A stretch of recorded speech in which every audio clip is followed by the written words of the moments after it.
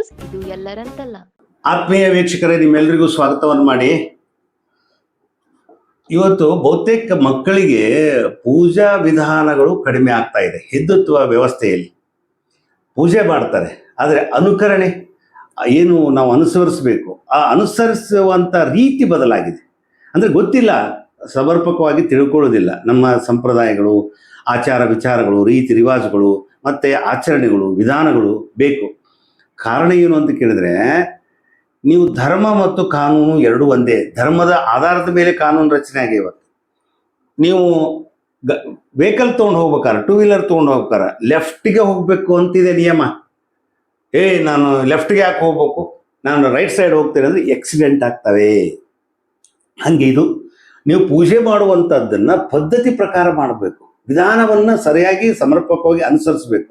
In case ಅದು ಮಾಡದೇ ಇದ್ದರೆ ಅಪಘಾತಗಳು ಜಾಸ್ತಿ ಆಗ್ತವೆ. ಕೆಲವರು ಅಂತಾರೆ, ದೇವರೆಲ್ಲದಾನ, ದೇವ್ರು ಹೆಂಗೆ ಹೇಳ್ಯಾನ, ದೇವ್ರು ಹೆಂಗೆ ಮಾಡ್ಯಾನ, ಅವ್ರು ಮೊದಲು ಇದನ್ನು ನೋಡ್ರಿ ಅಂದ್ರೆ ಗೊತ್ತಾಗತ್ತೆ ನಿಮಗೆ. ಹಿಂಗೆ ಮಾಡ್ಬೇಕಂತ ಏನಿತ್ತೆ? ದೇವ್ರಿಗೆ ಏನಿಲ್ಲ, ಮನಸ್ಸು ಸ್ವಚ್ಛ ಇದ್ರೆ ಸಾಕು. ಯಾರ ಮನಸ್ಸು ಸ್ವಚ್ಛ ಇರ್ತವೆ ಈ ಜಗತ್ತಿನಾಗ? ಏನು ಸ್ವಚ್ಛ ಅಂದ್ರೆ ಏನು? ಇಂಥ ಒಂದು ಪ್ರಶ್ನೆಗಳು. ಸೊ ಇಂಥವಕ್ಕೆಲ್ಲ ಕೆಲವೊಂದಿಷ್ಟು ಮಂದಿ ಭಾಳ ಹೇಳ್ತೀವಿ. ಕೆಲವೊಂದು ಪೂಜೆ ಮಾಡ್ತಾರೆ, ಆ ಬೆರಳುಗಳನ್ನು ಉಪಯೋಗ ಹೆಂಗೆ ಮಾಡಬೇಕು, ಬೆರಳುಗಳ ಮಹತ್ವ ಏನು, ಪೂಜಾ ವಿಧಾನಗಳೇನು, ತೀರ್ಥ ಪ್ರಸಾದ ತೊಗೊಳ್ಬೇಕು ಯಾಕೆ, ದೇವಸ್ಥಾನಕ್ಕೆ ಹೋಗ್ತಾರೆ, ತೀರ್ಥ ಕೊಟ್ಟಗಳು ಎಲ್ಲೆಲ್ಲ ಒರೆಸ್ಕೊಳ್ಳೋದು, ತೀರ್ಥ ತೊಗೊಳೋಕ್ಕೂ ವಿಧಾನ ಇದೆ, ಯಾಕೆ ತಗೋಬೇಕು ಅಂತಲೂ ಇದೆ. ಆಮೇಲೆ ಪ್ರಸಾದ ಅದು ತೀರ್ಥ ಪ್ರಸಾದ, ಹಾಗೆ ಅವುಗಳ ಸ್ವೀಕಾರ, ಫಲ, ಮತ್ತು ಬೆರಳುಗಳ ಮಹತ್ವ. ನಮ್ಮ ಕೈ ಒಳಗೆ ಬೆರಳಿದಾವಲ್ಲ, ಆ ಬೆರಳುಗಳ ಮಹತ್ವ ಬಹಳ ಮುಖ್ಯ ಇದೆ. ಪ್ರತಿಯೊಂದು ಬೆರಳಿಗೂ ಒಂದೊಂದು ಮಹತ್ವ ಇದೆ. ಸೊ ಆಮೇಲೆ ಈ ಬೆರಳುಗಳು ಯಾವ್ಯಾವ ಬೆರಳಿಂದ ಕುಂಕುಮ, ಅರಿಶಿನ, ಗಂಧ ಇವೆಲ್ಲ ಹಾಕಬೇಕು, ಅಕ್ಷತೆ ಹೆಂಗೆ ಹಾಕಬೇಕು, ಇವೆಲ್ಲ ನಿಯಮಗಳಿದಾವೆ. ಸೊ ಇವುಗಳ ಜೊತೆಗೆ ಈಗ ಮಹಿಳೆಯರು ಏನು ಮಾಡಿದ್ದಾರೆ, ಈಗ ನಮ್ಮಲ್ಲಿ ಯುವತಿಯರು, ಹೆಣ್ಣು ಮಕ್ಕಳು ಬಳೆ ಧರಿಸೋದು ಬಿಟ್ಟಾರ, ಗಂಧ ಹಚ್ಚೋದು ಬಿಟ್ಟಾರ, ಗಂಧ ಕುಂಕುಮ ಹಚ್ಕೊಳ್ಳೋದು ಬಿಟ್ಬಿಟ್ಟಾರ. ಈಗ ಕ್ರಿಶ್ಚಿಯನ್ ಸ್ಕೂಲ್ಗೆ ಹೋಗ್ತಾರಲ್ಲ, ಅದರ ಎಫೆಕ್ಟ್ ಅವು ಭಾಳಷ್ಟು ಅವರ ಆಚರಣೆಗೆ ಹೋಗ್ಬಿಡ್ತಾ ಇದ್ದಾರೆ. ಸೊ ಹಂಗಲ್ಲ, ಯಾಕೆ ಕುಂಕುಮ ಯಾಕೆ ನೀವು ಹಣೆಗೆ ಹಚ್ಚಬೇಕು, ಗಂಧ ಯಾಕೆ ಹಾಕಬೇಕು, ಬಳೆ ಯಾಕೆ ಹಾಕಬೇಕು, ಮೂಗುತಿ ಯಾಕೆ ಹಾಕೋಬೇಕು, ಆಮೇಲೆ ಓಲೆ ಯಾಕೆ ಹಾಕೋಬೇಕು, ಇದಕ್ಕೆಲ್ಲ ನಿಯಮಗಳದಾವೆ. ಸೊ ಇವನ್ನೆಲ್ಲ ತಿಳಿಸ್ಲಿಕ್ಕೆ ನಮ್ಮ ಜೊತೆಗೆ ನಮ್ಮ ಶಿವಮೊಗ್ಗದಿಂದ ಬಂದಿದ್ದಾರೆ ನವೀನ್ ಶಾಸ್ತ್ರಿ ಶ್ರೀಗಳು. ಅವರು ಬಹಳಷ್ಟು ವಿದ್ವತ್ ಇದರಲ್ಲಿ ಇದೆ. ಸೊ ಅವರನ್ನ ನಿಮ್ಮೆಲ್ಲರ ಪರವಾಗಿ ಸ್ವಾಗತವನ್ನು ಮಾಡ್ತೆ. ನವೀನ್ ಶ್ರೀಗಳಿಗೆ ನಮಸ್ತೆ. ಮುಖ್ಯವಾಗಿ ನಮ್ಮಲ್ಲಿ ಈ ಪ್ರಶ್ನೆಗಳು ಬರೋದ್ರ ಬುದ್ಧಿ, ಪೂಜೆ ಯಾಕೆ ಮಾಡಬೇಕು ಅನ್ನೋ ಪ್ರಶ್ನೆ ಬಂದ್ಬಿಟ್ಟಿದೆ. ಅದರಿಂದ ಏನಾಗುತ್ತೆ, ಏನು ಫಲ, ಏನು ನಮ್ಗೆ, ಯಾಕೆ ಮಾಡಬೇಕು ಪೂಜೆ, ಈ ಮಟ್ಟಕ್ಕೆ ಬಂದಾರೆ. ಸೊ ಅವ್ರಿಗೆ ಏನು ಹೇಳ್ತೀರಿ ಅಂತ, ಯಾಕೆ ಮಾಡಬೇಕು ಪೂಜೆ? ಇಲ್ಲ, ನಾನು ಇದನ್ನ ತುಂಬಾ ಸುಲಭವಾಗಿ ಹೇಳಬೇಕು ಅಂತಂದ್ರೆ, ನಮ್ಮಲ್ಲಿ ಗ್ರಾಟಿಟ್ಯೂಡ್ ಅನ್ನೋದು ಇರಬೇಕು ಅಂತ ಹೇಳಿ, ಕೃತಜ್ಞತಾ ಭಾವನೆ ಅನ್ನೋದು ಫಸ್ಟ್ ಇರಬೇಕು ಅಂತ ಹೇಳಿ. ಈಗ ನಾವು ಯಾರೇ ಒಬ್ರು ನಮಗೇನಾರು ಕೊಟ್ರೆ ನಾವು ಹೇಗೆ ಅವ್ರಿಗೆ ಥ್ಯಾಂಕ್ ಯು ಅಂತ ಹೇಳ್ತೀವಿ, ಒಂದು ಥ್ಯಾಂಕ್ಸ್ ಅಂತ ಹೇಳ್ತೀವಿ. ನಾವು ಅದನ್ನ ಚಿಕ್ಕ ಮಕ್ಕಳಿಂದನೂ ಥ್ಯಾಂಕ್ಸ್ ಹೇಳೋದ್ ಕಲಿಸ್ಬಿಡ್ತೀವಿ. ಥ್ಯಾಂಕ್ಸ್ ಹೇಳಿದ ತಕ್ಷಣ ಮತ್ತೆ ವೆಲ್ಕಮ್ ಹೇಳೋದ್ ಕಲಿಸ್ತೀವಿ. ಇದೆರಡು ಒಂಥರ ಪರ್ಯಾಯ ಪದವಾಗಿ ಬೆಳೆಸ್ಕೊಂಡ್ ಬಂದಿದೆ. ಹಾಗೇನೆ ನೋಡಿ, ಈ ಭಗವಂತ ಈ ಪ್ರಕೃತಿನೇ ನಮಗ್ ಕೊಟ್ಟಿದ್ದಾನೆ, ನಮಗೆ ಫ್ರೀಯಾಗಿ ಉಸಿರಾಡಕ್ ಗಾಳಿ ಕೊಟ್ಟಿದ್ದಾನೆ, ಹಣ್ಣು ತಿನ್ನಕ್ ಮರಗಳನ್ನು ಕೊಟ್ಟಿದ್ದಾನೆ, ಮತ್ತೆ ಜೀವನ ಮಾಡೋಕೆ ಈ ಭೂಮಿ ತಾಯಿ ನಮಗೆ ಈ ಭೂಮಿಯಲ್ಲಿ ಜಾಗ ಕೊಟ್ಟಿದ್ದಾಳೆ, ಸ್ಥಳ ಕೊಟ್ಟಿದ್ದಾಳೆ. ನಾವು ಅವ್ರಿಗೆ ಗ್ರಾಟಿಟ್ಯೂಡ್ ಹೆಂಗ್ ಸಲ್ಲಿಸೋದು? ನಾವು ಅವ್ರಿಗೆ ಏನಾರು ಒಂದು ರೀತಿಯಲ್ಲಿ ಕೃತಜ್ಞತೆ ಹೇಳ್ಬೇಕಲ್ಲ. ಆ ಕೃತಜ್ಞತೆ ಹೇಳೋ ಒಂದು ಏನಂತೀವಿ ಪ್ರೋಸೆಸ್ ಅಲ್ಲಿ ಈ ಪೂಜಾ ವಿಧಾನ ಅನ್ನುವಂಥದ್ದು ತುಂಬಾ ಸಿಂಪ್ಲೆಸ್ಟ್ ಪ್ರೋಸೆಸ್. ಅದು ಈಗ ಹಗಲು ರಾತ್ರಿ ಆಗದೆ ಇದ್ರೆ, ಸೂರ್ಯ ಚಂದ್ರ ಬರದೇ ಇದ್ರೆ ನಾವ್ ಏನ್ ಬದುಕು ಹೆಂಗಾಗ್ತಿತ್ತು? ಹೌದು, ಅಂತದ್ದೆಲ್ಲ ಕೊಟ್ಟಿರೋದ್ರಿಂದ ಈ ನೀವು ಕೇಳಿದ್ರಿ ಪೂಜೆ ಯಾಕೆ ಮಾಡ್ಬೇಕು ಅಂತಂದ್ರೆ, ನೋಡಪ್ಪ, ನಾನು ಈ ಒಂದು ಎಲ್ಲಾ ಕೊಟ್ಟಿರುವಂತ ಈ ಭಗವಂತನಿಗೆ ನಾನು ತುಂಬಾ ಅಲ್ಪವಾಗಿ ಏನಾರ ಮಾಡಂಗಿತ್ತು ಅಂತಂದ್ರೆ ಅದೇ ಪೂಜಾ ವಿಧಾನ. ಅದು ತುಂಬಾ ಅಲ್ಪ ನಾನು ಹೇಳ್ತಿರೋದು. ನಾವು ಆಕ್ಚುಲಿ ಇದೆಲ್ಲ ಕೊಟ್ಟಿರೋದಕ್ಕೆ ನಾವು ನಮ್ದು ಏನಂತೀವಿ ತಪಸ್ ಮಾಡಿ ನಾವು ಈ ಭೂಮಿ ತಾಯಿಗೆ ಇನ್ನೇನೋ ಒಂದು ಕೊಡುಗೆ ಕೊಟ್ಟು ಹೋಗುವಂತ ಕೆಲಸ ಮಾಡ್ಬೇಕು. ಅಷ್ಟೊಂದು ಶಕ್ತಿ ನನ್ನಲ್ಲಿಲ್ಲ. ಅದಕ್ಕೆ ನಾನೇನ್ ಮಾಡ್ತೀನಿ, ನೀನೇ ಕೊಟ್ಟಿರುವಂತ ಹೂವು, ನೀನೇ ಕೊಟ್ಟಿರುವಂತ ಹಣ್ಣನ್ನ ನಿನ್ನೆದುರುಗಡೆ ಇಟ್ಟು ಮತ್ ಅವನೇನ್ ಕಸ್ಕೊಳಲ್ಲ, ತಗೊಳ್ಳೋದಿಲ್ಲ. ಮತ್ ನಾನು ಯಾವಾಗ್ಲೂ ಅದನ್ನೇ ಹೇಳ್ತಿರ್ತೀನಿ, ನೋಡ್ರಪ್ಪ, ನೀವು ಕೊಡುವಂತ 2 ತೆಂಗಿನಕಾಯಿ ಬಾಳೆಹಣ್ಣಿಗೆ ಭಗವಂತ ಕೂತಿಲ್ಲ, ಈ ಜಗತ್ತೇ ಅವಂದು. ಆದ್ರೆ ಆ ಕೊಡೋ ಭಾವನೆ ನಿಮ್ಮಲ್ಲಿದ್ಯಾ? ಆ ಕೊಡೋ ಭಾವನೆ ನಿಮ್ಮಲ್ಲಿದ್ಯಾ? ನೀವು ತಗೊಂಬಂದ್ ಕೊಡ್ತೀರಾ, ನನಗೆ ಅರ್ಪಣೆ ಮಾಡ್ತೀರಾ? ನಾನು ಕೊಟ್ಟಿರೋದನ್ನೇ ನೀವು ನನಗೆ ಅರ್ಪಣೆ ಮಾಡ್ತೀರಾ? ಇದು ಹೆಂಗೆ ಅಂತಂದ್ರೆ, ಇದಕ್ಕೆ ಉದಾಹರಣೆ ಹೇಳ್ತೀನಿ. ಈಗ ದೊಡ್ಡಲ್ಲಿ ಈಗ ನಾವೇ ಏನ್ ಮಾಡ್ತೀವಿ, ಮಕ್ಕಳಿಗೆ ಚಾಕ್ಲೇಟ್ಸ್ ತಗೊಂಡು ಹೋಗ್ತೀವಿ, ಒಂದು ಕವರಲ್ಲಿ ಒಂದು 10 ಚಾಕ್ಲೇಟ್ ಇಟ್ಕೊಂಡಿರ್ತೀವಿ. ನಾವೇನ್ ಮಾಡ್ತೀವಿ, ಚಾಕ್ಲೇಟ್ಸ್ ಹಿಂಗ್ ಕೊಡ್ತೀವಿ, ತಗೋ ಇಲ್ಲಿ ಅಂತ ಹೇಳ್ತೀವಿ. ಆಮೇಲೆ ನಾವೇನ್ ಮಾಡ್ತೀವಿ, ನಂಗೊಂದ್ ಕೊಡು ಅಂತ ಕೇಳ್ತೀವಿ. ನಾವು ಮಕ್ಳಿಗೆ ಇದನ್ನ ಕೇಳ್ತೀವಲ್ಲ, ಯಾಕಂದ್ರೆ ಏನು, ನಾವು ತಿಂದ್ಬಿಡಕ್ಕ ಇಲ್ಲ, ಅವನಿಗೆ ಆ ಕೊಡೋ ಭಾವನೆ ಇದೆಯಾ ಅಂತ ನಾವು ಚೆಕ್ ಮಾಡಕ್ ನಾವೇನ್ ಮಾಡ್ತೀವಿ, ಮಕ್ಕಳಲ್ಲಿ ನಂಗೊಂದ್ ಚಾಕ್ಲೇಟ್ ಕೊಡು ಅಂತ ಹೇಳ್ತೀವಿ. ಅವ್ನು ಕೊಡ್ಲಿಲ್ಲ ಅಂದ್ರೆ ಇಲ್ಲ, ಕೊಡೋದನ್ನ ಕಲಿಬೇಕು ನೋಡಿ, ಹಿಂಗ್ ಕೊಡ್ಬೇಕು ಅಂತ ನಾವು ಅಲ್ಲಿಂದ ಹೆಂಗ್ ಕಲಿಸ್ತೀವಲ್ಲ, ನಾವು ಆ ಸಂಸ್ಕಾರ ಕಲ್ಸೋದ್ ಗೊತ್ತಿದೆ. ಹಾಗೆ ಇದು ಇಡೀ ಜಗತ್ತನ್ನೇ ನನಗೆ ಕೊಟ್ಟಿರುವಂತ ಭಗವಂತನಿಗೆ ನಾನು ಏನಾರು ಕೊಡ್ಬೇಕಲ್ಲ ಅವನಿಗೆ. ಆ ಕೊಡೋದಕ್ಕೆ ನಾನು ಹೇಳ್ದಂಗೆ ಈ ಪೂಜಾ ವಿಧಾನ ಅನ್ನುವಂಥದ್ದು ತುಂಬಾ ಸಿಂಪ್ಲೆಸ್ಟ್, ತುಂಬಾ ಸುಲಭವಾಗಿ ನಾನು ಏನಾರ ಭಗವಂತನಿಗೆ ಕೊಡ್ಬೋದು ಅಂತಂದ್ರೆ ಅವನ ಆರಾಧನೆ ಮಾಡಿ ಅವನು ಕೊಟ್ಟಿದ್ದನ್ನೇ ನಾನು ತಗೊಂಡೋಗಿ ಮತ್ತೆ ಅವನ ಹತ್ರ ಇಟ್ಟು ನಾನು ಸ್ವೀಕಾರ ಮಾಡುವಂತದ್ದು, ಇದು ಪೂಜಾ ವಿಧಾನ ಅಂತ ಧನ್ಯತಾ ಭಾವ ತೋರೋದು. ಹೌದು, ಗ್ರಾಟಿಟ್ಯೂಡ್ ಅದಿರ್ಲೇಬೇಕು ಸರ್. ಒಬ್ಬ ಮನುಷ್ಯನಿಗೆ ಗ್ರಾಟಿಟ್ಯೂಡ್ ಲೆಸ್ ಆಗ್ಬಾರ್ದು. Okay okay sir. ಈಗ ಹಂಗಾರೆ ಪೂಜೆ ಕೆಲವರು ಹಂಗೆ ದೇವ್ರ ಕಟ್ಬಿಡಿ ಹಿಂಗೆ ಮಾಡಿ ಇಷ್ಟ ಇಷ್ಟ ಸಾಕು, ಕೃತಜ್ಞತೆ ಸಲ್ಲಿಸಿದಾತು, ಹೆಂಗೆ ಬಂದ್ಕೊಡು ಥ್ಯಾಂಕ್ಸ್ ಬರೀ ಹ್ಯಾಂಡ್ಶೇಕ್ ಹಂಗಾಗಿ ಇದು ಈ ಸಿಸ್ಟಮ್ ಅಲ್ಲ. ಇದಕ್ಕೂ ಒಂದು ಪೂಜೆ ಮಾಡೋದಕ್ಕೂ ಒಂದು ವಿಧಾನಗಳಿದಾವೆ. ಏನು ಹೆಂಗೆ ಪೂಜೆದ ವಿಧಾನಗಳೇನು? ಇದು ಪೂಜಾ ವಿಧಾನ ಅಂತ ಬಂದಾಗ ಇದು ತುಂಬಾ ದೊಡ್ಡ ಸಬ್ಜೆಕ್ಟ್ ಆಗತ್ತೆ. ಇದಕ್ಕೆ ನಾವು ಶಾಸ್ತ್ರ ಇದೆ, ಈ ರೀತಿನೇ ಮಾಡ್ಬೇಕು ಅನ್ನೋದಿದೆ, ಅದೆಲ್ಲ ಇದೆ. ನಾನು ಅದನ್ನ ಸಿಂಪ್ಲಿಫೈ ಮಾಡಿ ಹೇಳ್ಬಿಡ್ತೀನಿ. ಇದು ಹೆಂಗೆ ಅಂತಂದ್ರೆ, ಈಗ ನಿಮ್ಮ ಮನೆಗೆ ಯಾರೋ ಒಬ್ರು ಗೆಸ್ಟ್ ಬರ್ತಾರೆ ಅಂತ ಅನ್ಕೊಂಡ್ಬಿಡೋಣ. ಈಗ ಒಂದು ಪೂಜಾ ವಿಧಾನ ಅಂತಂದ್ರೆ, ಈಗ ಉದಾಹರಣೆಗೆ ಇವತ್ತು ನಮ್ಗೆ ಗಣೇಶ ಚತುರ್ಥಿ ಇದೆ ಅಂತ ಅನ್ಕೊಳ್ಳೋಣ. ಉದಾಹರಣೆಗೆ ನಾನು ಹೇಳ್ತಾ ಇದ್ದೀನಿ, ಇವತ್ತು ಗಣಪತಿ ಹಬ್ಬ.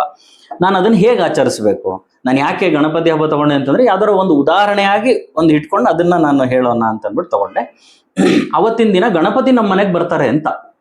ಗಣಪತಿ ನಮ್ಮ ಮನೆಗೆ ಬಂದಾಗ, ಈಗ ಯಾರೋ ಒಬ್ರು ಗೆಸ್ಟ್ ನಮ್ಮ ಮನೆಗೆ ಬಂದಾಗ ನಾವೇನ್ ಮಾಡ್ತೀವಿ, ಬಂದ್ರ ಬನ್ನಿ ಕಾಲ್ ತೊಳ್ಕೊಂತೀರಾ, ಕಾಲ್ ತೊಳ್ಕೊಳ್ರಿ, ನೀರ್ ಕೊಡ್ಲಾ, ಕಾಫಿ ಕೊಡ್ಲಾ, ಮತ್ತೆ ಟವಲ್ ಕೊಡ್ಲಾ, ಕೂತ್ಕೊಳ್ರಿ, ಚೇರ್ ಹಾಕ್ತಿವಿ, ಕೂರಿಸ್ತೀವಿ. ಅವ್ರಿಗೆ ನಾವು ಒಳ್ಳೊಳ್ಳೆ ಅಡ್ಗೆ ಮಾಡ್ಬಿಟ್ಟು ಬಡಿಸ್ತೀವಿ, ಒಳ್ಳೆ ಆತಿಥ್ಯ ಮಾಡ್ತೀವಿ. ಅವರಿಗೆ ನಾವು ಏನೋ ತೃಪ್ತರಾಗಿ, ಮತ್ತೆ ಅವ್ರಿಗೆ ಎಲ್ಲ ವಿಳ್ಯದೆಲೆ ಅಡಿಕೆ ಕೊಟ್ಟು, ಒಳ್ಳೆ ಮಲಗಕ್ಕೆ ಜಾಗ ಮಾಡಿಕೊಟ್ಟು, ಸೋಫಾ ಇದು ಏನೋ ಹಾಸಿಗೆ ಎಲ್ಲ ಹಾಕೊಟ್ಟು, ದಿಮ್ ಕೊಟ್ಟು, ನೀವು ಆರಾಮಾಗಿ ವಿಶ್ರಾಂತಿ ಮಾಡ್ರಿ ಅಂತ ನಾವು ಹೇಗ್ ಮಾಡ್ತೀವೋ, ಈ ಪೂಜಾ ವಿಧಾನದಲ್ಲೂ ಅದೇ ಇರೋದು. ಅದನ್ನ ನಾವ್ ಏನ್ ಹೇಳ್ತೀವಿ ಅಂತಂದ್ರೆ, ಷೋಡಶ ಉಪಚಾರ ಪೂಜೆ, 16 ರೀತಿಯಲ್ಲಿ ನಾವು ಪೂಜೆಗಳನ್ನ ಮಾಡ್ತೀವಿ ಅಂತ ಷೋಡಶೋಪಚಾರ ಅಂತ ಹೇಳ್ತೀವಿ. ಇದರಲ್ಲಿ ಏನಾಗತ್ತೆ ಅಂತಂದ್ರೆ, ಫಸ್ಟ್ ಬರ್ತಿದ್ದಂಗೆನೆ ಅರ್ಘ್ಯ ಕೊಡೋದು. ಅರ್ಘ್ಯ ಅಂದ್ರೆ ಕೈ ಕಾಲು ತೊಳೆಯಕ್ ನೀರ್ ಕೊಡೋದು ಅಂತ. ಪಾದ್ಯ ಅಂದ್ರೆ ಕುಡಿಯಕ್ ನೀರ್ ಕೊಡೋದು ಅಂತ. ಆಮೇಲೆ ಆಸನ ಹಾಕಿ ಕೂರಿಸ್ತೀವಿ. ಆಮೇಲೆ ಅವರಿಗೆ ಸ್ನಾನ ಮಾಡಿಸ್ತೀವಿ. ಆಮೇಲೆ ವಸ್ತ್ರ ಸಮರ್ಪಣೆ ಮಾಡ್ತೀವಿ. ಆಮೇಲೆ ನೈವೇದ್ಯ ಮಾಡ್ತೀವಿ, ಧೂಪ ಹಚ್ತೀವಿ, ದೀಪ ಹಚ್ತೀವಿ. ಕೊನೆಗೆ ನಮ್ ಕೋರಿಕೆನ ಅವ್ರ ಹತ್ರ ಬಂದ ತಕ್ಷಣ ನಂಗೆ ಇದು ಕೊಡೋ ಅಂತ ಕೇಳಲ್ಲ ನಾವು. ಯಾರ ಅತಿಥಿ ಬಂದಾಗ ನಾವೇನಂತೀವಿ, ಎಲ್ಲಾ ಮುಗಿದ್ಮೇಲೆ ನಮ್ದೊಂದು ಇತ್ತು ನೋಡ್ರಿ, ಹಿಂಗೆ ನಾವು ಹೆಂಗ್ ಡಿಸ್ಕಸ್ ಮಾಡ್ತೀವೋ ಹಂಗೆ, ಯಾವಾಗ ಎಲ್ಲಾ ಮುಗಿದು ಊಟ ಎಲ್ಲ ಆಗಿ ಸಂತೃಪ್ತರಾದಾಗ ನಾವು ಹೇಗ್ ಮಾತಾಡ್ತೀವೋ ಆ ರೀತಿಯಲ್ಲಿ ಮಾಡುವಂತದ್ದು ಈ ಪೂಜಾ ವಿಧಾನನು ಹಾಗೇನೆ. ಇದು ಷೋಡಶೋಪಚಾರ. ಏನಾಗ್ಬಿಟ್ಟಿದೆ, ನಿತ್ಯ ನಾವು ಮನೆಯಲ್ಲಿ ಷೋಡಶೋಪಚಾರ ಪೂಜೆ ಮಾಡ್ಬೇಕು ಅಂತಾನೆ ಇರುವಂತದ್ದು ಶಾಸ್ತ್ರದಲ್ಲಿ. ಬಟ್ ಈಗಿನ ಕಾಲ ನಾವೇನಾಗತ್ತೆ, ಎಲ್ಲದನ್ನು ಈ ದೇಶ, ಕಾಲ ಮತ್ತೆ ಪಾತ್ರ ಅನ್ನೋ ವಿಚಾರದಲ್ಲಿ ನೋಡ್ತಾ ಹೋಗ್ಬೇಕಾಗತ್ತೆ. ಶಾಸ್ತ್ರ ಹಿಂಗ್ ಹೇಳಿದೆ, ನೀನ್ ಹಿಂಗ್ ಮಾಡ್ಲೇಬೇಕು, ಹೌದು ಮಾಡ್ಲೇಬೇಕು. ಆದ್ರೆ ಶಾಸ್ತ್ರದಲ್ಲೂ ಏನ್ ಮಾಡಿದ್ದಾರೆ, ಡಿಸ್ಕೌಂಟ್ ಆಫರ್ ಕೊಟ್ಬಿಟ್ಟಿದ್ದಾರೆ. ಅದರಲ್ಲಿ ಮುಖ್ಯ ಕಲ್ಪ, ಅನುಕಲ್ಪ ಅಂತ 2 ಇದೆ. ಇದು ನಾವು ಹೇಳ್ಬಾರ್ದು, ತಪ್ಪಾಗುತ್ತೆ, ನಾವು ಶಾಸ್ತ್ರದ ದಾರಿ ತಪ್ಪಿಸ್ದಂಗೆ ಆಗತ್ತೆ. ಆದ್ರೆ ಏನ್ ಮಾಡೋದು, ಈ ಕಲಿಯುಗದಲ್ಲಿ, ಈಗಿರೋ ಒಂದು ಕಾಂಪಿಟೇಷನ್ ಯುಗದಲ್ಲಿ ಅಟ್ಲೀಸ್ಟ್ ನಿನಗೆ ಮುಖ್ಯ ಕಲ್ಪ ಮಾಡಕ್ಕಾಗಿಲ್ಲ ಅಂತಂದ್ರು ಷೋಡಶೋಪಚಾರ ಪೂಜೆನೇ ಮಾಡ್ಬೇಕು, ಅದಾಗ್ತಾ ಇಲ್ಲಪ್ಪ, ಅದು ಮುಖ್ಯ ಕಲ್ಪ, ಅದು ನನಗೆ ಮಾಡಕ್ ಆಗ್ತಿಲ್ಲ ಅಂತಂದ್ರೆ ಅನುಕಲ್ಪ, ಪಂಚ ಉಪಚಾರ ಪೂಜೆ ಅಂತಿದೆ. 5 ರೀತಿ ಉಪಚಾರ ಮಾಡೋದು ಅಂತ ಹೇಳಿ. ಈಗ ಹೆಂಗೆ ಷೋಡಶೋಪಚಾರ ಅಂದ್ರೆ 16 ರೀತಿ, ಪಂಚ ಉಪಚಾರ ಅಂತಂದ್ರೆ 5 ರೀತಿ. ಸೊ 5 ರೀತಿನಾರ ಉಪಚಾರ ಮಾಡಿ ನೀನು ಒಂದು ತೃಪ್ತಿಯನ್ನ ಪಡೆಯಪ್ಪ, ನೀನು ಧನ್ಯತಾ ಭಾವ ಆಗು, ನಿನಗೆ ಅಲ್ಲಿಂದ ಬೆನಿಫಿಟ್ ಅಂತ ಹೇಳಿ. ಈಗ ಏನೋ ಈಗ ನಾ ಪೂಜೆ ಮಾಡಿದ್ರೆ ಭಗವಂತ ಉದ್ಧಾರ ಆಗಲ್ಲ, ಅದು ನನ್ನ ಉದ್ಧಾರಕ್ಕೆ, ನನ್ನ ಏಳಿಗೆಗೆ, ನನ್ನ ಉನ್ನತಿಗೆ, ನನ್ನ ಸಂತತಿಯ ಅಭಿವೃದ್ಧಿಗೆ ನಾನು ಮಾಡ್ತಿರೋದು ಪೂಜೆ. ಇದು ಯಾರಿಗೋ ಮೆಚ್ಚಕ್ಕಲ್ಲ, ಅದು ನನಗೇ ತಿರ್ಗಾ ಬರುತ್ತೆ. ಯಾವ ರೀತಿಯಲ್ಲಿ ಬರುತ್ತೆ, ಬ್ಲೆಸ್ಸಿಂಗ್ಸ್ ರೀತಿಯಲ್ಲಿ ಬರುತ್ತೆ, ನನಗೆ ಒಂದು ಪ್ರೊಟೆಕ್ಷನ್ ರೀತಿಯಲ್ಲಿ ಬರುತ್ತೆ, ಒಂದು ಕವಚ ಆಗಿ ನಮ್ಮನೆ ಮುಂದೆ ಬಂದು ನಿಲ್ಲುತ್ತೆ. ಅದು ಎಷ್ಟೋ ನೆಗೆಟಿವ್, ನನ್ನ ಬಗ್ಗೆ ಅಸೂಯೆ ಪಡೋರು ಇರ್ತಾರೆ, ನನ್ನ ಬಗ್ಗೆ ಏನೋ ಮಾಡಿಸೋರು ಇರ್ತಾರೆ, ಅಥವಾ ನನ್ನ ನೋಡಿ ಶತ್ರುಗಳಿರ್ತಾರೆ, ಜಲಸ್ ಆಗೋರು ಇರ್ತಾರೆ. ಸೊ ಈ ತರದನ್ನೆಲ್ಲ ಈಗ ನಾವು ಈವಿಲ್ ಐ ಅಥವಾ ದೃಷ್ಟಿ ದೋಷ ಅಂತ ಹೇಳ್ತೀವಿ. ಈ ತರದ್ದೆಲ್ಲದನ್ನ ತಡೆಯೋದು ಯಾವುದು ಅಂತಂದ್ರೆ ದೈವ ಬಲ. ಈ ದೈವ ಬಲ ಬರೋದು ಹೇಗೆ ಅಂತಂದ್ರೆ ಈ ವಿಧಾನದಿಂದ. ನಮಗೆ ಯಾವಾಗ ನಾನು ಮತ್ತೆ ಅಲ್ಲಿಗೆ ಬರ್ತೀನಿ, ಏನು ಗ್ರಾಟಿಟ್ಯೂಡ್ ಅನ್ನೋದು ಇರ್ಬೇಕು ನಮಗೆ. ಮುಖ್ಯವಾಗಿ ಒಬ್ಬ ಮನುಷ್ಯನಿಗೆ ಇರ್ಬೇಕಾಗಿರೋದೇ ಗ್ರಾಟಿಟ್ಯೂಡ್. ನಮಗೆ ಆ ಕೃತಜ್ಞತಾ ಭಾವ ಇರಬೇಕು. ನಾವು ನಮಗೆ ಸಿಕ್ಕಿರೋದ್ರಿಂದ ನಾವು ಅದನ್ನ ತಿರ್ಗಾ ನಾನು ಅವನಿಗೆ ಅರ್ಪಿಸ್ತೀನಿ ಅನ್ನೋ ಭಾವನೆ ನನ್ನಲ್ಲಿ ಇತ್ತು ಅಂತಂದ್ರೆ ಆ ಭಗವಂತ ನಮ್ಮನ್ನ ಸದಾ ಕಾಪಾಡ್ತಾನೆ. ಇದು ಹೇಗಿದು ಪಂಚ ಅದು ಪಂಚ ಉಪಚಾರ ಪೂಜೆಯಲ್ಲಿ ಏನ್ ಮಾಡಿದಾರೆ, ಈಗ ಮುಖ್ಯ ಕಲ್ಪದಲ್ಲಿ ಏನ್ 16 ಇದೆ, ಈಗ ನಾನು 16 ಮಾಡ್ತಾ ಕೂತ್ಕೊಂಡ್ರೆ ನನಗೆ 1 ಗಂಟೆ ಬೇಕು. ಪಂಚೋಪಚಾರ ಪೂಜೆ ಮಾಡಿದ್ರೆ 10 ನಿಮಿಷದಲ್ಲಿ. ಇದರಲ್ಲಿ ಕಮ್ಮಿ ಮಾಡ್ತಾರೆ ಅಷ್ಟೇ. ಅರ್ಘ್ಯ ಪಾದ್ಯ ಮಾಡ್ತಿದ್ದಂಗೆ ಡೈರೆಕ್ಟ್ ನೈವೇದ್ಯ, ಅಲ್ಲಿ ಸ್ನಾನ ಮತ್ತೆ ವಸ್ತ್ರ ಸಮರ್ಪಣೆ ಅದಿರಲ್ಲ. ಅಂದ್ರೆ ಏನ್ ಹೇಳ್ತಾರೆ, ಯಾಕೆ ಈ ತರ ಡಿಸ್ಕೌಂಟ್ ಅಂದ್ರೆ ಯಾಕೆ ಕಮ್ಮಿ ಮಾಡಿದ್ದಾರೆ ಇದರಲ್ಲಿ ಅಂತಂದ್ರೆ, ಇಷ್ಟೂ ಮಾಡ್ಲೇಬೇಕು, ಆಗದೇ ಇದ್ದ ನೀನಿಗೆ ಆಗ್ತಾ ಇಲ್ಲ ಅಂತ ಇದ್ದಾಗ ಮಿನಿಮಮ್ ಅಂದ್ರೆ ಪ್ರಿಫರೆನ್ಸ್ ಈ 5 ನೀನ್ ಕೊಡಬೇಕು ಅಂತ. Okay okay. ಸೊ ಹಂಗಾಗಿ ಪಂಚೋಪಚಾರ ಪೂಜೆ ಅಂತಾನು ಮಾಡಿದ್ದಾರೆ. ಅದಕ್ಕೆ ನಾ ಹೇಳಿದೆ ಮುಖ್ಯ ಕಲ್ಪ ಅನುಕಲ್ಪ ಅಂತ ಇರುತ್ತೆ. ಈಗ ನಾನು ಅದಕ್ಕೆ ಉದಾಹರಣೆ ಹೇಳ್ತೀನಿ. ನಾವು ಯಾವ್ದೋ ಒಂದು ಜಪ ಇರುತ್ತಪ್ಪ, ನಾನು ಯಾವ್ದೋ ಒಂದು ಮಂತ್ರ ಉಪದೇಶ ಆಗಿರುತ್ತೆ, ನಾನು ಜಪ ಮಾಡ್ಬೇಕು. ಆ ನ್ಯಾಯವಾಗಿರೋದೇನು ಅಂತಂದ್ರೆ ಏನು, ನಾವು ಪ್ರಾತಃ ಕಾಲದಲ್ಲಿ 1008 ಸತಿ ಮಾಡಬೇಕು, ಮಧ್ಯಾಹ್ನದಲ್ಲಿ 1008 ಸತಿ ಮಾಡಬೇಕು, ಅಥವಾ ಸಾಯಂಕಾಲ ಮತ್ತೆ 1008 ಸತಿ ಮಾಡಬೇಕು, 3000 ನಾವು 36 ಸತಿ ಮಾಡಬೇಕು, 24 ಸತಿ ಮಾಡಬೇಕು ಅನ್ನೋದಿದೆ. ಆದ್ರೆ ಅದು ಮುಖ್ಯ ಕಲ್ಪ. ಈಗ ನಾನು ಮುಖ್ಯ ಕಲ್ಪ ಮಾಡಕ್ ಆಗಲ್ಲ. ಅವಾಗೇನು ಅಟ್ಲೀಸ್ಟ್ 108 ಮಾಡು, ಅದು ಡಿಸ್ಕೌಂಟ್ ಆದಂಗೆ ಲೆಕ್ಕ. ಅಂದ್ರೆ ನಿನಗೆ ಅಷ್ಟ್ ಮಾಡಕ್ ಆಗ್ತಿಲ್ಲಲ್ಲಪ್ಪ, ಇಷ್ಟಾರ ಮಾಡು. ಅದೇ ಏನಾಗಿದೆ, ಸಾಕಷ್ಟು ಜನ ಇದನ್ನ ಹೇಳಿರ್ತಾರೆ, ನಮಗೆ ಬೇರೆದಕ್ಕೆ ಟೈಮ್ ಇರುತ್ತೆ, ನಾವು ಡಿಸ್ಕೌಂಟ್ ಮಾಡೋದೇ ದೇವ್ರ ಪೂಜೆಯಲ್ಲಿ. ಉದಾಹರಣೆಗೆ ಹೇಳ್ತೀನಿ, ಈಗ ನೀರ್ ಬರ್ಲಿಲ್ವಾ, ಬಿಡು ನಾಳೆ ದೇವ್ರ ಪೂಜೆ ಇಲ್ಲ ಅಂದ್ರೆ, ನೀರ್ ಬರ್ಲಿಲ್ಲ ಅಂದ ತಕ್ಷಣ ನಾಳೆ ನಾನು ನೀರ್ ಕುಡಿಯಲ್ಲ ಅಂತ ಅನ್ನಲ್ಲ. ನನಗ್ ನೀರ್ ಬೇಕೇ ಬೇಕು, ನಂದು ಏನೋ ಬೇರೆದಕ್ಕೆಲ್ಲ ಬೇಕೇ ಬೇಕು. ಆದ್ರೆ ಯಾವ್ದನ್ನ ಬಿಟ್ಬಿಡ್ತೀನಿ ನಾನು, ದೇವ್ರ ಪೂಜೆ ಬಂದು ನಿಲ್ಲುತ್ತೆ, ಈ ಪೂಜಾ ವಿಧಾನಕ್ಕೆ ಬಂದು ನಿಲ್ಲುತ್ತೆ. ಇದು ಯಾಕೆ ಮಾಡ್ಬೇಕು ಅನ್ನೋ ಕ್ವಶನ್ ಶುರು ಆಗುತ್ತೆ. ಯಾಕೆ ಮಾಡ್ಬೇಕು, ಇದು ಹಿಂಗ್ ಬಿಟ್ಟಿದ್ದೀನಿ, ನೀವು ಹೇಳಿದ್ರಲ್ಲ, ಹಾಗಾಗ್ಬಿಡುತ್ತೆ.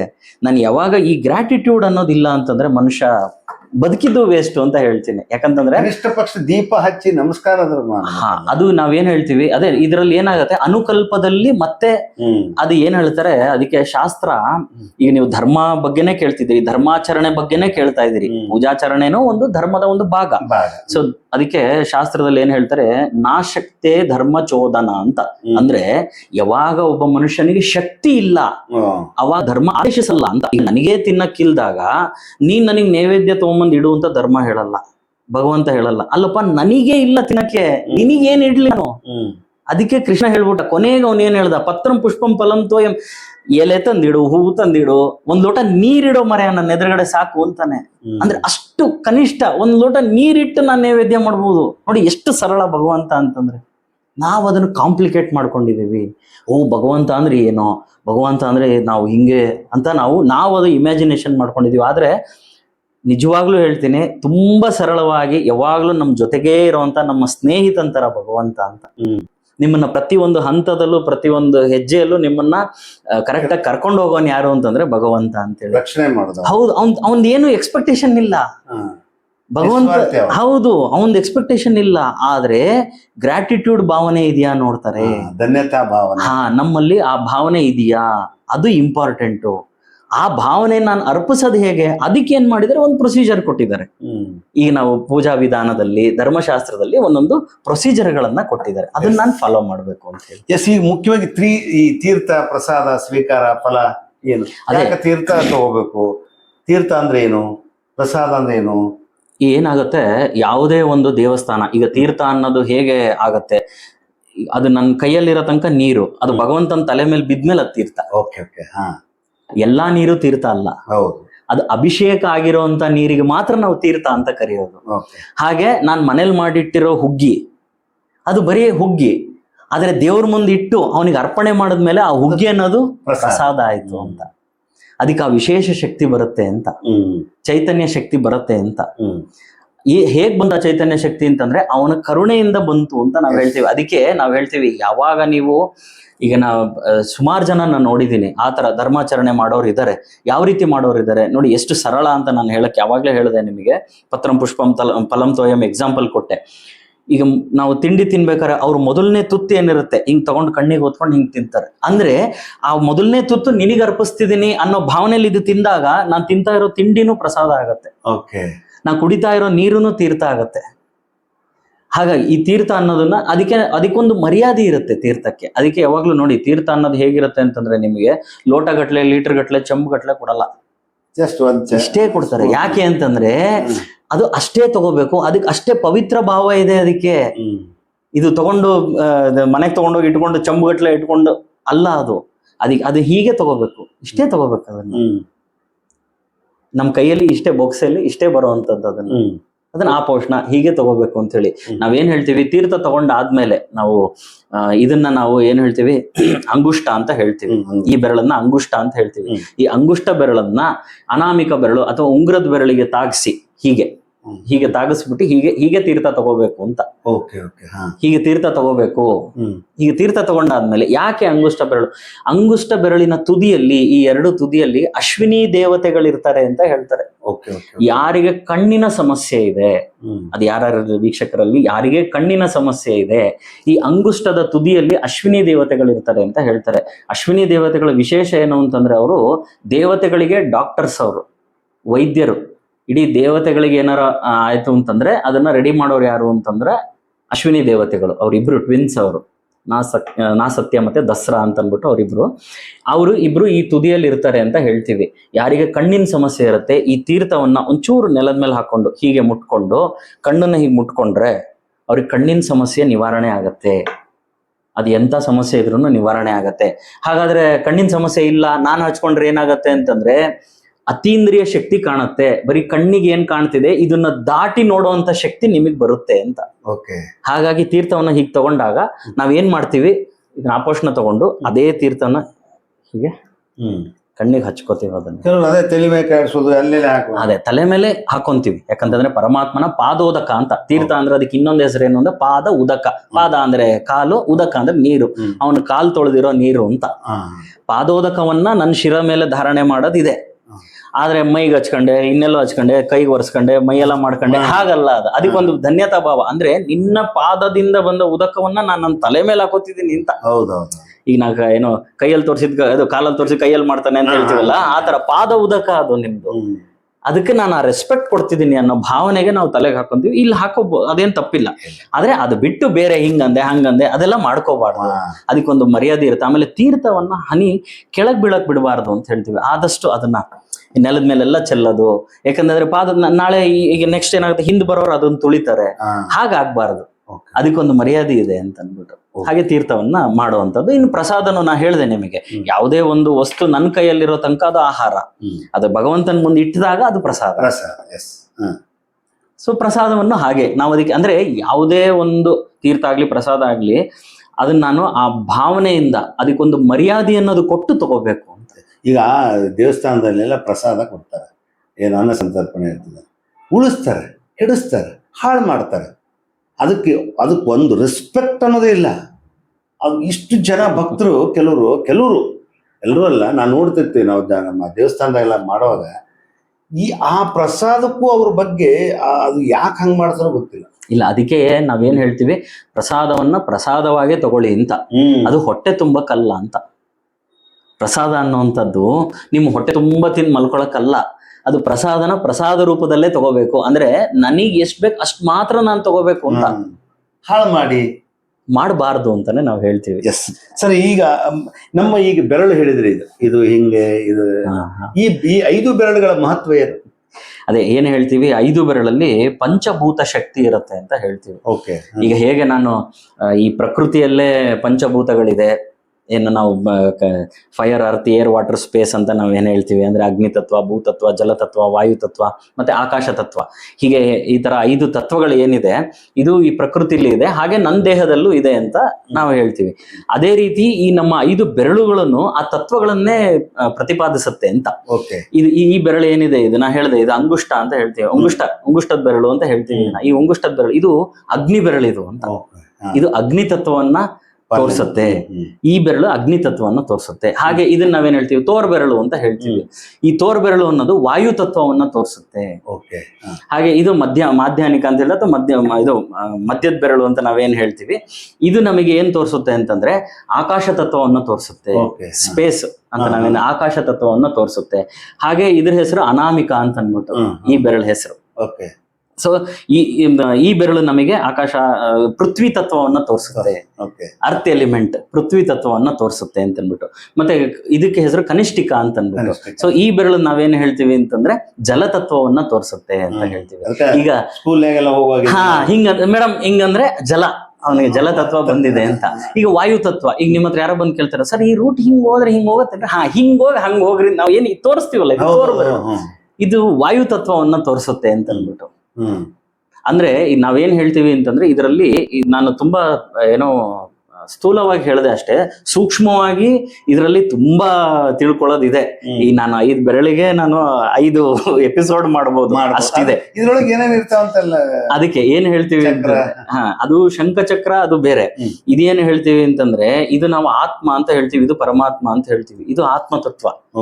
ಈ ಬೆರಳು ಏನಿದೆ ಆತ್ಮತತ್ವವನ್ನು ತೋರಿಸುತ್ತೆ ಅಂತ ಅಂದ್ಬಿಟ್ಟು. ಹಾಗಾಗಿ ಈ ಬೆರಳನ್ನ ನಾವು ಶ್ರಾದ್ದ ಕರ್ಮದಲ್ಲಿ ಪಿತೃಗಳಿಗೆ ಕುಂಕುಮ ಹಚ್ಚಬೇಕಾದ್ರೆ, ಪಿತೃಗಳಿಗೆ ಕುಂಕುಮ ಕುಂಕುಮ ಹಚ್ಚಲ್ಲ ನಾವು, ಇದನ್ನ ಹಚ್ಬೇಕಾದ್ರೆ, ಗಂಧ ಹಚ್ಬೇಕಾದ್ರೆ, ಮತ್ತೆ ನಾವು ಅಂಗಾರ ಹಚ್ಬೇಕಾದ್ರೆ ಈ ಬೆರಳನ್ನೇ ಬಳಸ್ತೀವಿ ಅಂತ. ಯಾಕೆ ಈ ಬೆರಳನ್ನು ಬಳಸ್ತೀವಿ? ಇದು ಆತ್ಮ ಅಂತ ನಾನು ಹೇಳಿದೆ. ಅಲ್ಲಿ ಬಿಟ್ಟು ಬೇರೆ ಎಲ್ಲೂ ಈ ಬೆರಳನ್ನ ಬಳಸಲ್ಲ. ಯಾಕೆ ಅಂತಂದ್ರೆ ನಿಧನ ಆಗಿರ್ತಾರಲ್ಲ, ಫೋಟೋಗೆ ಇದೇ ಬೆರಳಿಂದ ಹಚ್ಬೇಕು ಅಂತ ಹೇಳಿ ಕುಂಕುಮ ಹಚ್ಚಬಾರ್ದು ಅವ್ರಿಗೆ.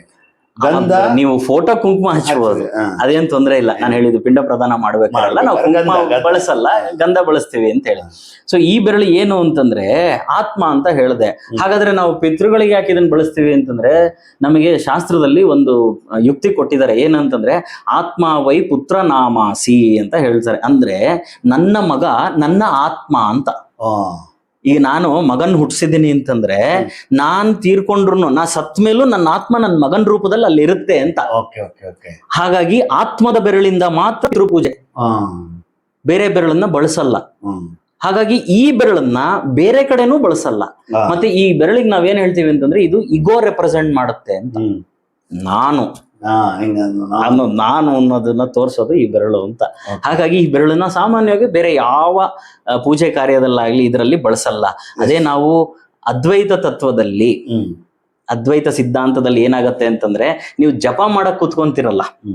ಈಗ ಯಾವ್ಯಾವ ಬೆರಳಿಂದ ಇದೊಂದು ಹೇಳ್ಬಿಡ್ತೀನಿ. ಯಾಕಂದ್ರೆ ಜಪ ಮಾಡಕ್ ಕೂತಾಗ ನಾವೇನ್ ಮಾಡ್ತೀವಿ, ಆತ್ಮ ಅನ್ನೋದು ಬಗ್ಬೇಕು ಅಂತ. ಇದು ಪರಮಾತ್ಮ, ಆತ್ಮ ಅನ್ನೋದು ಬಗ್ಗಿ ಪರಮಾತ್ಮನಲ್ಲಿ ಸೇರಿದಾಗ ಮಾತ್ರ ಹಿಂಗ್ ಕೂರ್ತೀವಿ ನಾವು ಜಪಕ್ಕೆ.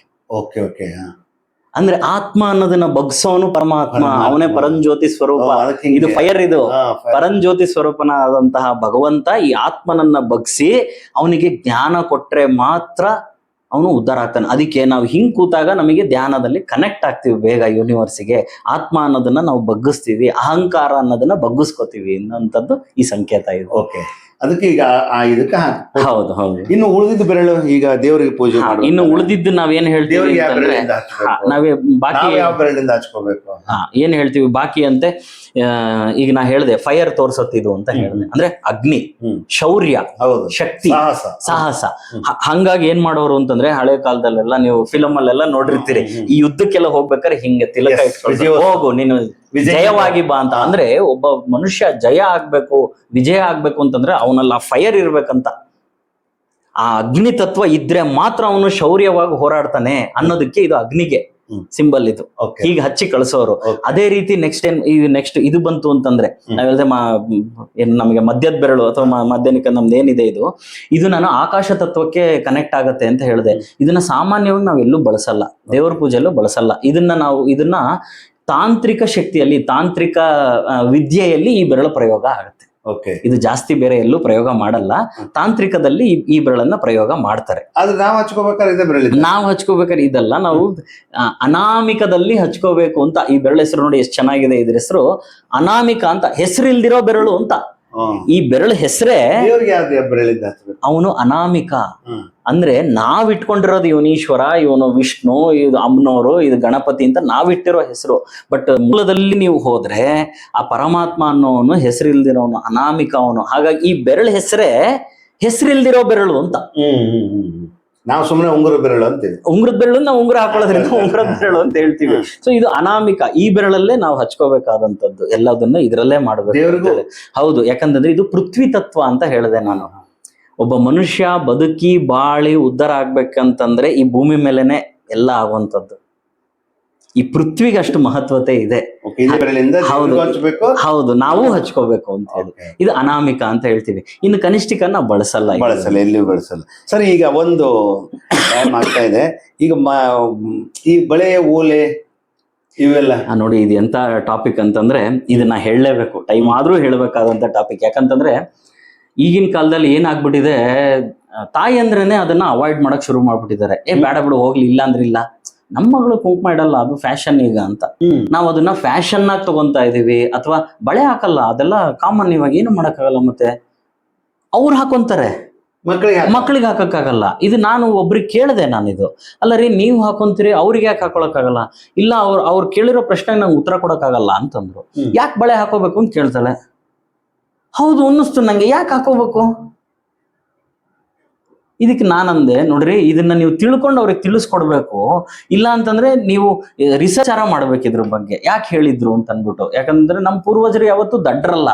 ಏನಾರು ಒಂದ್ ಮಾಡಕ್ ಹೇಳಿದಾರೆ ಅಂತಂದ್ರೆ ಏನೋ ಒಂದು ಮಹತ್ವ ಖಂಡಿತ ಇರುತ್ತೆ. ಅದರಲ್ಲಿ ದೈವಿಕವಾದ ಮಹತ್ವನೂ ಇರುತ್ತೆ, ವೈಜ್ಞಾನಿಕ ಮಹತ್ವನೂ ಇರುತ್ತೆ, ಸಾಮಾಜಿಕವಾದ ಎಲ್ಲ ರೀತಿಯಲ್ಲೂ ಇರುತ್ತೆ. ಈಗ ಉದಾಹರಣೆ ಕೊಟ್ಬಿಡ್ತೀನಿ. ಈಗ ನಾವು ಒಂದು ಕೇಬಲ್ ಎಳೆದ್ವಿ ಅಂತ ಅನ್ಕೊಳ್ಳೋಣಪ್ಪ, ಎಲೆಕ್ಟ್ರಿಸಿಟಿ ಕೇಬಲ್ ಎಳೆದಿದ್ವಿ, ಇಲ್ಲಿಂದ ಅಲ್ಲಿ ಕೇಬಲ್ ಎಳೆದಿದ್ದೀವಿ. ಸುಮ್ಮನೆ ಉದಾಹರಣೆಗೆ, ಈ ಕೇಬಲ್ ಮಧ್ಯದಲ್ಲಿ ಕಟ್ ಆಗಿದೆ. ನಾ ಇಲ್ಲಿ ಬಂದು ಜಾಯಿಂಟ್ ಮಾಡಿಸ್ತೀನಿ, ಆಯ್ತಾ? ನಾಳೆ ನನಗೆ ಈ ಕೇಬಲ್ ಅಲ್ಲಿ ತೊಂದರೆ ಬಂದ್ರೆ ಎಲ್ಲಿ ಬರ್ಬೋದು? ಅಲ್ಲೇ ಜಾಯಿಂಟ್ ಆದ ಬರುತ್ತೆ. ನಮಗೆ ಅಷ್ಟು ಬುದ್ಧಿ ಇದೆ, ಜಾಯಿಂಟ್ ಆದಲ್ಲೇ ನೆಕ್ಸ್ಟ್ ಪ್ರಾಬ್ಲಮ್ ಬರುತ್ತೆ ಅನ್ನೋದು ಗೊತ್ತಿದೆ. ಆದ್ರೆ ಇಡೀ ನಮ್ಮ ದೇಹದಲ್ಲಿ ಎಷ್ಟು ಜಾಯಿಂಟ್ ಇದೆ. ನಮ್ಮ ಪೂರ್ವಜರು ಎಲ್ಲೆಲ್ಲಿ ನಿಮಗೆ ಬಳೆ ಹಾಕೊಳ್ಳಿ, ಡಾಬ್ ಹಾಕೊಳ್ಳಿ, ಕತ್ತಿಗೆ ಸರ ಹಾಕೊಳ್ಳಿ ಅಂತ ಕೊಟ್ಟಿದ್ರು, ಅದೆಲ್ಲ ಜಾಯಿಂಟ್ ಸರ್. ಇದು ಒಂದ್ ಜಾಯಿಂಟ್, ಇಲ್ಲಿಗೆ ಒಂದ್ ಮೆಟಲ್ ಇಟ್ರು. ಇದು ಒಂದ್ ಜಾಯಿಂಟ್, ಇಲ್ಲಿಗೆ ಒಂದ್ ಮೆಟಲ್ ಇಟ್ರು. ಇದು ಒಂದ್ ಜಾಯಿಂಟ್, ಇಲ್ಲಿಗೆ ಒಂದ್ ಡಾಬ್ ಹಾಕೊಂತಿದ್ರು. ಇದು ಒಂದ್ ಜಾಯಿಂಟ್. ರಾಜರ ಕಾಲದಲ್ಲಿ ಇಲ್ಲಿ ಹಾಕೋರು, ಇಲ್ಲೆಲ್ಲೂ ಹಾಕ್ತಿರ್ಲಿಲ್ಲ. ಕರೆಕ್ಟ್. ಎಲ್ಲೆಲ್ಲಿ ಜಾಯಿಂಟ್ ಇದೆ ಅಲ್ಲಲ್ಲಿಗೆ ಒಂದೊಂದು ಮೆಟಲ್ ತಗೊಂಬಂದ್ ಇಟ್ರು. ಅದು ಇಲ್ಲಿಗೆ ಸರ, ಅಲ್ಲಲ್ಲಿ ಮೆಟಲ್ ತಗೊಂಬಂದ್ ಇಟ್ರು. ನಾ ಸ್ಪೆಸಿಫಿಕ್ ಆಗಿ ಹೇಳ್ತಿದ್ದೀನಿ, ಅದು ಬಂಗಾರ ಆಗ್ಬೋದು, ಬೆಳ್ಳಿ ಆಗ್ಬೋದು, ಏನಾರ ಆಗ್ಬೋದು, ಮೆಟಲ್ ತಗೊಂಬಂದ್ ಇಟ್ರು. ಕರೆಂಟ್ ನೀಟಾಗಿ ಪಾಸ್ ಆಗುತ್ತೆ. ಹಾಗಾಗಿ ಯಾರು ಈ ಜಾಯಿಂಟ್ ಗಳಲ್ಲಿ ಈ ತರ ಮೆಟಲ್ ಗಳನ್ನ ಹಾಕಲ್ಲ, ಅವರಿಗೆ ಚಿಕ್ಕ ವಯಸ್ಸಿಂದಾನೇ ಏನಾಗಕ್ ಶುರು ಆಗ್ಬಿಡುತ್ತೆ, ಕೈ ನೋವು, ಕಾಲ್ ನೋವು, ಕೂತ್ರಾಗಲ್ಲ, ಈ ರೀತಿಯಾದಂತ ಪ್ರಾಬ್ಲಮ್ ಆಗಕ್ ಶುರು ಆಗುತ್ತೆ. ನಮ್ಮ ಅಜ್ಜಿ ಇದ್ರು, 90 ವರ್ಷ ಇದ್ರು, ಅವ್ರ ಕೆಲಸ ಅವ್ರು ಮಾಡ್ಕೊಂತಿದ್ರು ಇರೋ ತನಕನು. ಈ ರೀತಿ ಯಾವುದೇ ರೀತಿ ನೋವು ಅಂತ ಅಂತಿರ್ಲಿಲ್ಲ. ಹಾಗಾಗಿ ನಾವೇನ್ ಹೇಳ್ತೀವಿ ಅಂತಂದ್ರೆ, ಸಾಧ್ಯವಾದಷ್ಟು ನಿಮ್ಮ ಮಕ್ಳಿಗೂ ಇದನ್ನ ಕಲಿಸಿ. ಈ ಧರ್ಮಾಚರಣೆ, ಇದರಲ್ಲಿ ಸೈನ್ಸು ಇದೆ, ಮತ್ತೆ ಎಮೋಷನಲ್ಲು ಇದೆ, ಮತ್ತೆ ಫಿಸಿಕಲಿನೂ ಇದೆ. ನಿಮಗೆ ಎಲ್ಲಾ ರೀತಿ ಒಳ್ಳೇದಾಗೋ ಹಾಗೆ, ಅಂದ್ರೆ ಏನಂತೀವಿ ನಾವು, ಇದನ್ನ ಆರ್ಥಿಕವಾಗಿ, ಮಾನಸಿಕವಾಗಿ, ಎಲ್ಲ ರೀತಿ ಅಭಿವೃದ್ಧಿ ಆಗೋ ಹಾಗೆ ಮಾಡಿರುವಂತ ಒಂದು ಶಾಸ್ತ್ರ ಇದು, ಈ ಧರ್ಮಾಚರಣೆ. ಇದನ್ನ ನೀವು ಪಾಲನೆ ಮಾಡಿ. ಕ್ವಶನ್ ಕೇಳಿದ್ರೆ ಅದನ್ನ ಆನ್ಸರ್ ಮಾಡೋ ಹಾಗೆ ನೀವು ಫಸ್ಟ್ ಅದನ್ನ ಪ್ರಿಪೇರ್ ಆಗಿ, ಇದು ಏನಿದೆ ಅನ್ನೋದನ್ನ ನೀವು ರಿಸರ್ಚ್ ಮಾಡಿ ತಿಳ್ಕೊಂಡು ಅದನ್ನ ನಿಮ್ಮ ಸಂತತಿ, ಮುಂದಿನ ಸಂತತಿಗೆ ನೀವು ಅದನ್ನ ದಾಟಿಸಿ ಅಂತೇಳಿ ನಾನು ಕೇಳ್ಕೊಂತೀನಿ. ಈ ಒಟ್ಟು ಪೂಜಾ ವಿಧಾನ, ಈ ಎಲ್ಲ ವಿಚಾರಕ್ಕೆ 1 ನಿಮಿಷ ಏನ್ ಹೇಳ್ಬೋದು? ಇಲ್ಲ, ನಾನು ಅದಕ್ಕೆ ಏನ್ ಹೇಳ್ತೀನಿ ಅಂತಂದ್ರೆ, ನಾವು ತುಂಬಾ ಪುಣ್ಯವಂತರು ಅಂತ. ಈ ಭಾರತ ದೇಶದಲ್ಲಿ ಹುಟ್ಟಿರೋದೇ ನಮ್ ಪುಣ್ಯ. ಅದರಲ್ಲೂ ನಮಗೆ ಈ ರೀತಿ ಧರ್ಮಾಚರಣೆಗಳನ್ನ, ಮತ್ತೆ ಶಾಸ್ತ್ರಬದ್ಧವಾದ ಧರ್ಮಾಚರಣೆಗಳನ್ನ, ವೈಜ್ಞಾನಿಕವಾದ ಆಚರಣೆಗಳನ್ನ ನಮ್ಮ ಪೂರ್ವಜರು ಮತ್ತೆ ನಮ್ಮ ಋಷಿ ಮುನಿಗಳು ಹಾಕೊಟ್ಟಿದ್ದಾರೆ. ನಾವು ತುಂಬಾ ಪುಣ್ಯವಂತರು ಈ ತರದೆಲ್ಲ ನಮಗೆ ಸಿಕ್ಕಿರೋದಕ್ಕೆ. ಇದನ್ನ ದಯವಿಟ್ಟು ಯಾರು ಬಿಡದೆ ಇದನ್ನ ನೀವು ಪಾಲಿಸಿ ಅಂತ ಹೇಳ್ಬಿಟ್ಟು ನಾನು ಕಳಕಳಿಯಿಂದ ಕೇಳ್ಕೊಂತೀನಿ. ಇದುವರೆಗೆ ನವೀನ್ ಶಾಸ್ತ್ರಿ ಗುರುಜಿಯವರ ಮಾತುಗಳನ್ನು ಕೇಳಿದಿರಿ. ಪೂಜೆಯ ವಿಧಾನಗಳು ಹೇಗೆ ಮಾಡಬೇಕು, ಬೆರಳುಗಳ ಮಹತ್ವಗಳು, ಅದರ ಜೊತೆಗೆ ನಾವು ಯಾಕೆ ಹೆಣ್ಮಕ್ಳು ಕುಂಕುಮ, ಓಲೆ, ಆಮೇಲೆ ಇವೆಲ್ಲ ಮೂಗುತಿ, ಇವೆಲ್ಲ ಧಾರಣೆ ಯಾಕೆ ಮಾಡಬೇಕು ಅಂತ, ಧರ್ಮಾಚರಣೆ ಯಾಕೆ ಬೇಕು, ಮತ್ತು ಈಗ ತೀರ್ಥ ಪ್ರಸಾದ, ನೀವು ಏನಾಗಿದೆ ನಮ್ಮಲ್ಲಿ ಸರಿಯಾಗಿ ಸಮರ್ಪಕವಾದಂಥ ರೀತಿಯಲ್ಲಿ ಇಲ್ಲ. ನಮ್ಮ ವೇದಗಳು ಅವೆಲ್ಲ ಹೇಳ್ತವೆ, ಧರ್ಮ ಹೇಳುತ್ತೆ, ಹಿಂದುತ್ವ ಹೇಳುತ್ತೆ, ಎಲ್ಲ ಅದ್ರ ಬೇಸಿಕ್ ಇದು. ಮೂಲ ತತ್ವಗಳಿವು. ಇವುಗಳನ್ನು ನೀವು ಪಾಲಿಸ್ಬೇಕು. ಮನೆಗೆ ಕಟ್ಟಬೇಕಾದ್ರೆ ಪಿಲ್ಲರ್ ಹಾಗೆ ಇವುಗಳನ್ನು ನೀವು ಧರ್ಮ ಆಚರಣೆ ಮಾಡಬೇಕು, ಪೂಜೆಗಳ ಆಚರಣೆ ಮಾಡಬೇಕು. ಅಂದರೆ ಇವುಗಳನ್ನು ಪ್ರಾಥಮಿಕ ಹಂತದ ಪಾಲನೆಗಳು ಬಹಳ ಮುಖ್ಯ. ಇವನ್ನ ತಂದೆ ತಾಯಾದವರು ಸಮರ್ಪಕವಾಗಿ ತಾವು ತಿಳ್ಕೋಬೇಕು, ಮಕ್ಕಳಿಗೆ ಕಲಿಸ್ಬೇಕು. ನಮ್ಮ ಪೂಜಾ ನೋಡಿ, ಮನೆಯಲ್ಲಿ ಪೂಜಾ ರೂಮ್ ಎಲ್ಲಿರಬೇಕು, ಹೇಗೆ ನಾವು ಪೂಜೆಗಳನ್ನು ಆಚರಣೆ ಮಾಡಬೇಕು, ವಿಧಾನಗಳನ್ನು ಹೆಂಗೆ ಬಳಸಬೇಕು, ಯಾಕೆ ಕುಂಕುಮ ಅರಿಶಿನ ಬಳಸಬೇಕು, ಗಂಧ ಯಾವಾಗ ಬಳಸಬೇಕು, ಇವೆಲ್ಲ ವಿಚಾರಗಳನ್ನು ಮಕ್ಕಳಿಗೆ ತಿಳಿಸ್ಬೇಕು. ಅದು ನಿಜವಾಗಿ ಒಂದು ಭಕ್ತಿ ಅಂದ್ರೆ ಏನು, ಮನುಷ್ಯನ ಶಕ್ತಿ. ಅದು ಭಗವಂತನ ಆರಾಧನೆ ಮಾಡಬೇಕು. ನಾವು ಧರ್ಮ ರಕ್ಷಣೆ ಮಾಡಿದರೆ ಧರ್ಮ ನಮ್ಮನ್ನು ರಕ್ಷಣೆ ಮಾಡುತ್ತೆ.